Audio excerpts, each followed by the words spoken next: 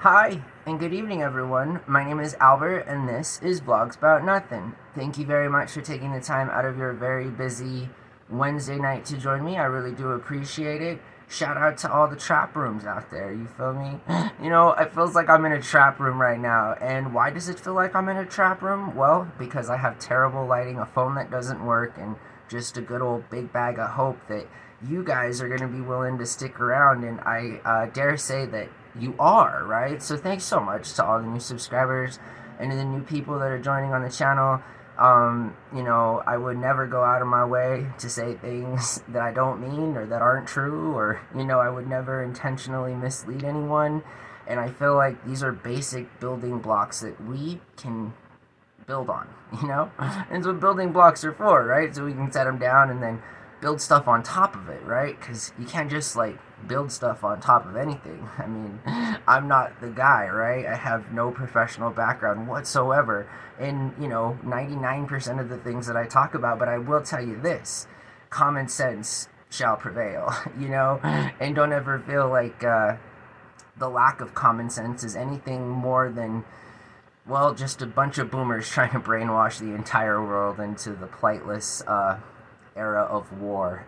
But tonight, actually, during the course of this show, right, I like to put in a bunch of different things that I think about, things that I believe in, things that I do not believe in. I mean, it is pretty simple, though, and let's not ever get it mixed up, right? I'm more of like a social capitalist who really just, has a passion for wanting to figure out what exactly is wrong with the world so that we can do our best to fix it, right? Instead of just needlessly having endless conversations about policy change and referendums that inevitably never happen, and all while we find that the most effective way of doing things in this country is I'm not going to get into it, and we're not tonight. But moreover, tonight, and I preface this because a few days ago I made a call to the Socialist Party of the United States of America, so the SPUSA. And I'm going to put them in the title of this video, and, the thing about, I guess, the Socialist Party here in America is I'm not sure if you're serious. So, like, that's the whole thing, right? Is, like, who's serious about change? If it's not the Socialist Party of America, if it's not the Democrats, if it's not the Republicans, cleaning out the swamp, and all of these different things, then, like, who is gonna do this? Like, who's gonna actually, not be afraid to really try and make the world a better place? I mean, really, there's not much to lose, right? You think about it in the overall grand scheme of things, going back to the common sense kind of argument, right? There's so many of us that have literally nothing, that, like, there's really not much more to lose. So far as it is, like, I dare say this while a guy in a hoodie with a mask comes from behind me and decides to throw me in jail because I don't believe in what the government is trying to sell right now, and I refuse to buy it, right? And so, I make the call to the SPUSA, and they're out in New York. And what a terrible representation of New Yorkers, by the way. Come on, Socialist Party. Like, again, are we trying to enact positive social change, or forever are we just all culprits of the tyranny that falls within the umbrella of living in this world? More of as a culprit than as of an active sort of advocate for, systemic change. But again, I've been to New York, love all the people in New York, never had a bad time in New York. God, I love New York. Did I tell you that I love New York?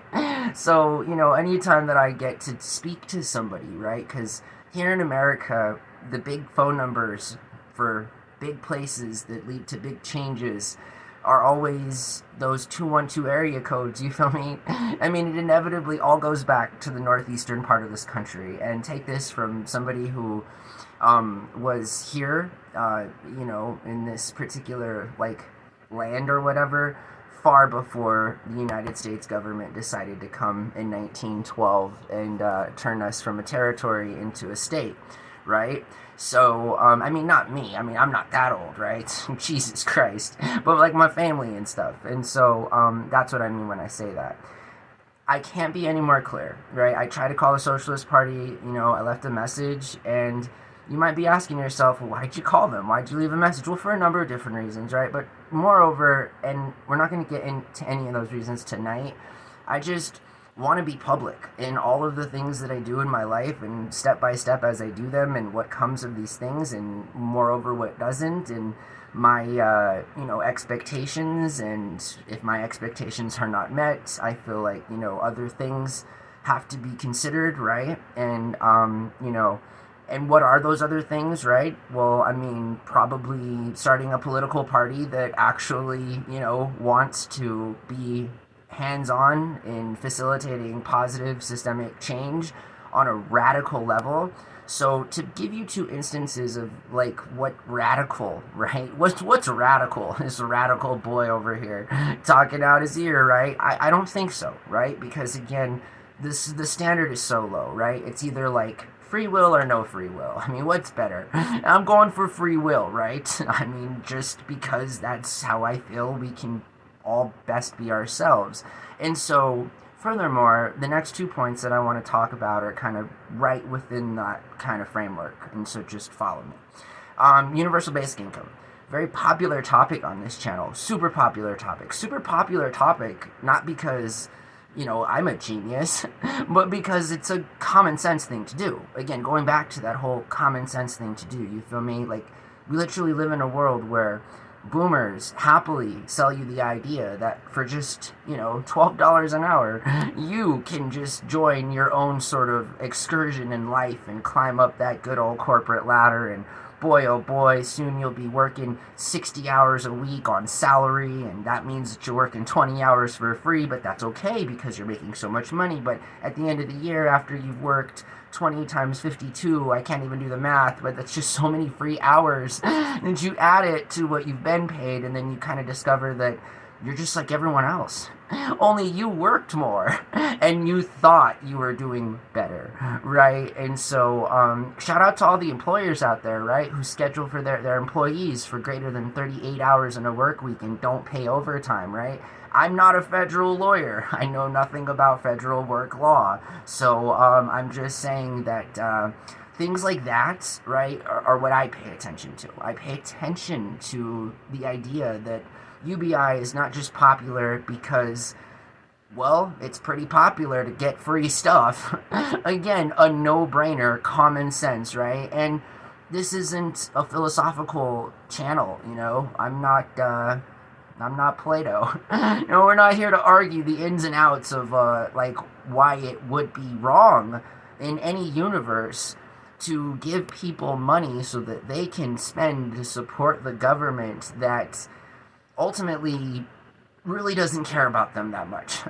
There are so many different signs to indicate this sort of idea that I'm trying to get across to you, that, like, in the current iteration of how the government is run in this country, moreover, that it's not designed to care about you. No capitalist government, democratized or not, will ever have an interest in making your life better.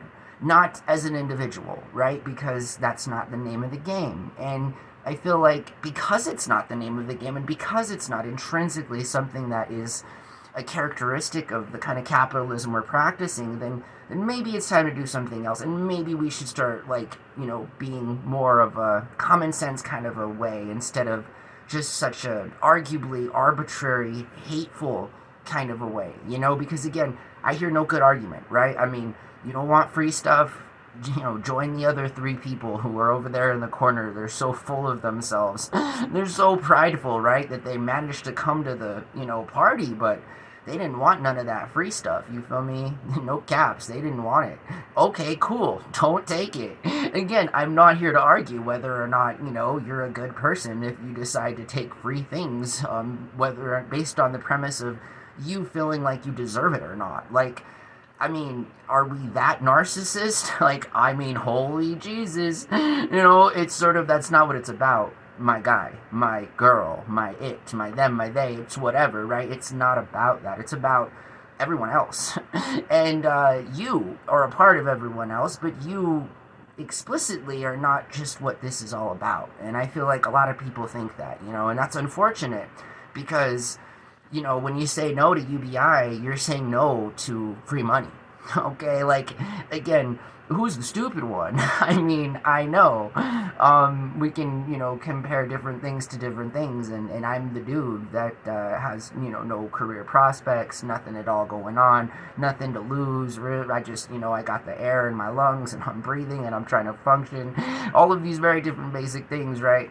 But I tell you, like, I would not just mind, but I feel like I deserve it. And we've talked about this. I've talked about this. You deserve it too, right? Again, this isn't a self-pity party about what we all collectively feel that we individually deserve from the government. But, you would not be narcissistic in saying that, and in agreeing, and in actually believing that you do in fact deserve that free stuff. Again, is that mind-blowing? Does that circumvent the defense mechanisms that are like within our brains that for some reason will not allow other people to live a better life? Like, I just, again, because that's weird.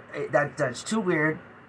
The government should give you free money. The government should give me free money. The government should give anyone who's in this country free money. And what is this? You think these people are all going to go hoard this stuff? You think all the poor people in America all over the world, right? You think we're going to all of a sudden start tucking money in our mattresses, and not using it to buy things that we absolutely need, like food, like food, housing, right? Things, medical care, things like this. So, God, I mean, hopefully none of us end up in a situation on our way to our minimum wage job that we get hurt and we end up having to spend years of our lives fighting a medical system that also doesn't care about us, and they don't care about us because the government doesn't care about us, and it's this whole thing, right? And then it turns into this whole 60-year, decade-long conversation of, feudalism and anti-feudalism and techno-feudalism and all these feudalisms, and instead of just really addressing the problem, which is trying to figure out why people think other people, including themselves, do not deserve a check from the United States government on the monthly to help them in their lives navigate being a player on the team for this country. Again, this is like starting a professional sports team and expecting your people to want to win when they have no incentive to win, other than you telling them as the coach, right? Like, go out there and win, guys. I mean, there's really nothing in it for you other than a good job. I'm going to give you a pat on the back. And hey, again, what's ironic about this is that if we lived in a socialist world, right, and money is not thought of the way that it currently is, and the government does a better job of providing the things that it needs to its citizens, then ultimately, to be honest, I'd rather take a pat on the back for doing a good job. I'd rather take a pat on the back than, a stack of George Washington, fiat currency, paper printed money, I'm just saying, because to me, intrinsically, yeah, that pat on the back means a whole lot more than a stack of fake money. And if I didn't need a stack of fake money to live my life, then I wouldn't even need to pretend to be no type of way. I wouldn't even want no other incentive to win other than just to win. And I wouldn't need the money. So because, it doesn't matter. It doesn't matter. But if it does, if money does matter, and if we're all in agreement that this made-up currency that we have a pretty, sadistic attachment to, I'd say, right? Just because, again, this is an interesting country. Religious people, non-religious people, secular atheists, Satanists, anarchists, agnostic people, holy man, the list just goes on, right? But what we all have in common, what we all have in common is that currently none of us are being supported in the kinds of economic ways that we'd like to. And again, giving people money to play the game, that's not just fair, it's deserved. You cannot expect your people to do things for you when you do nothing for them. And now let's talk about minimum wage just for a few minutes here, right? And how it ties in to just simple ideas of change, right? Agents of change that I want to see happen in this world. And I feel like it's not just me that I'm talking for a lot more people, right? But just we'll keep it like that for now. So minimum wage, again, to all of the people out there who want to continue to try and make their people work more for less, I just, if you pay somebody minimum wage, expect at the very most minimum output, right? Like, again, because that's the natural course of things. That's what common sense is, right? That common sense is, all right, if we're going to be paying somebody $12 an hour, well, what's appropriate, right? Who fits that demographic of receiving said funds and making an impact in a positive way in their life? Okay, well, off the top of my head, teenagers that live at home with their parents, that's really all that I can think of. Again, I mean, oh man, Ray Kroc, I tell you, actually an ingenious businessman, terrible person, but he is after all responsible for the dinner that my roommate and I had tonight. So good looking out, Mr. Kroc. Holy macaroni. It all comes full circle, right? Yeah, if you didn't know, Ray Kroc, the guy behind McDonald's, anyways, those people that own the original McDonald's, by the way, like, can you imagine being them? Like, getting squeezed out of, like, I don't know, untold billions of dollars because some dude decided to come into your restaurant and, like, give you the bright idea to, sell other restaurants, and then at some point thereafter, he does what all evil human beings do, I guess, and it's just, like, similar to what Zuckerberg did, similar to what Gates did. It's called IP theft, intellectual property theft. Shout out to Mark Zuckerberg and Bill Gates. Where would the world be without Mark Zuckerberg and Bill Gates? Probably in a way better place. That's all that I'm saying, right? But, dare I say anything at all like that out loud? Because, man, these guys are running the government now. Holy macaroni. I'm sorry, Mr. Zuckerberg. I'm sorry, Mr. Gates. Please don't hate me. I'm sorry. I'm just a loser. My life means nothing. It's because of people like you that, people like me even have the motivation to get up in the morning and want to be our best selves. And, we want to go out there and hustle or grind it. You feel me? Like, ends to no means. Ethic class set aside. Just put everything in focus and ruin and destroy anything that comes in your way. And if you can't, it's your fault. Feel bad. Do it again until you can't do it anymore. And by the time that you're the age of 80 and you're working as a Walmart greeter because you can't afford to pay rent, you still need to be grateful for the experience that you've had, all while still having to pay for your own medical care at the end of your life. And did I also mention that when you, like, actually leave the surface planet of this earth, it costs money too? Like, that costs money too.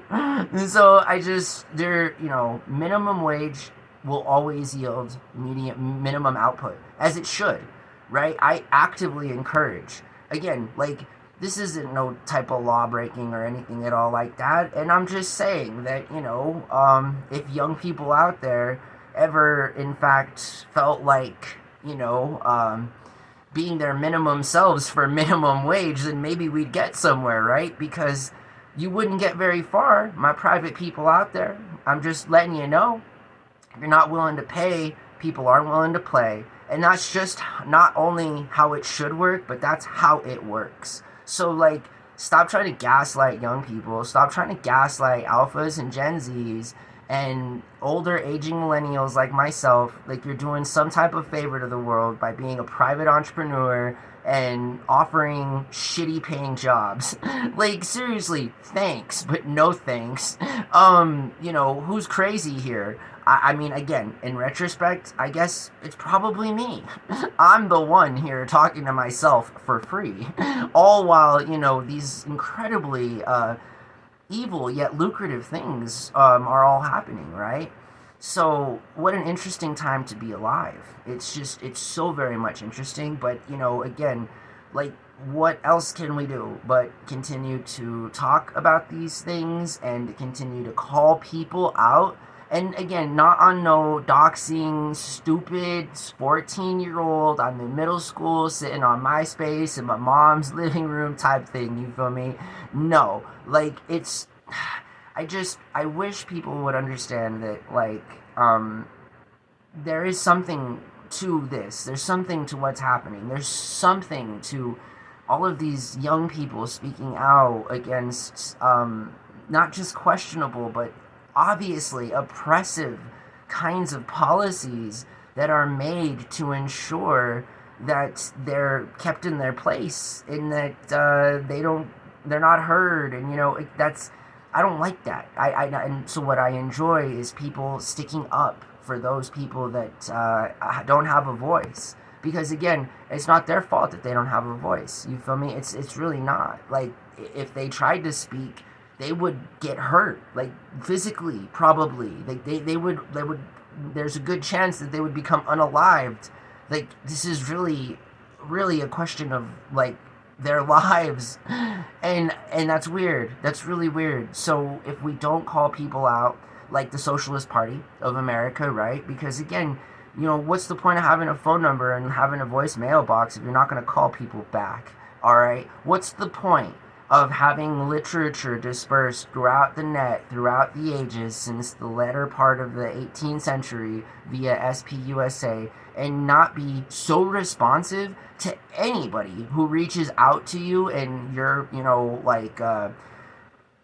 concern and join the cause and everything? Again, like, I'm not about it, and what I am about is being accountable and actually trying to implement radical and drastic change within a framework that is not violent, that is not antagonistical, that is not anything other than just driven by common sense ideology, and moreover, what is right and what is wrong. That's all. That's it. You feel me? And again, when you're representing collectively so many different people's interests, and socialism is one of those very things, right? Not to say that Democrats and Republicans and all the other parties aren't just equally as cool in their own different ways.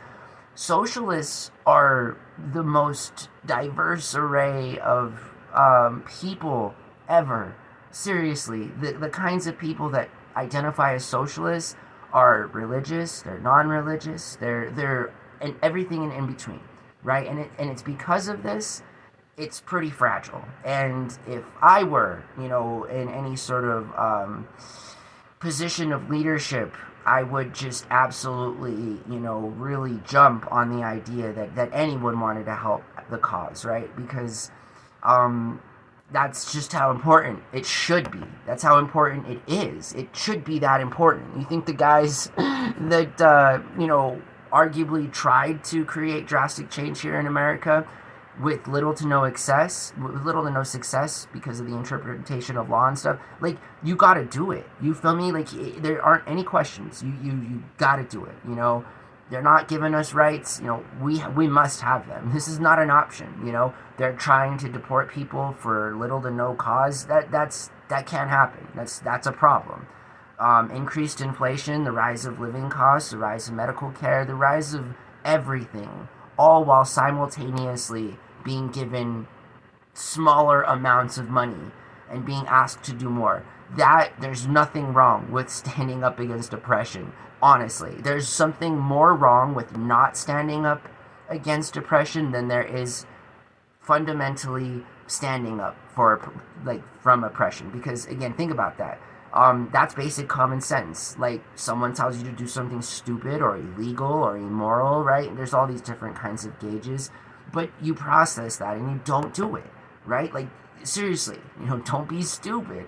These are the conversations that I have with AI all the time. So I want to wrap this video up. I hope you guys have seen the short. I'm going to make a new one tonight as well, but I have going on 24 minutes. Jesus Christ. Okay, I'm going to end this video. I hope that you guys have a really good night. I'll get out of character for it. God, everything's good. The world is awesome. I love all of you guys. Listen, it's hard sometimes talking about these kinds of things. Not really, right? It's more of like a common sense kind of a thing. But UBI and raising minimum wage has never been more important. It is something that cannot wait any longer. Like, I understand that we may have to wait for universal health care, and we may have to wait for tuition-free colleges, things like this, right? Housing vouchers instead of private school vouchers, which, by the way, is the stupidest thing that you could ever possibly do. I think the Texan government right now is absolutely smoking something that they should definitely not be passing around, because vouchers can be used for so many different good things. But just quick sidebar, that really got to me. Texas is currently trying to pass legislation to make it so that every family in Texas gets a $10,000 education voucher so that they can send their kids to private school. This includes the very rich parents who already send their kids to private school and who choose and opt to not have their children participate in a world that ultimately they're going to have to participate in anyway.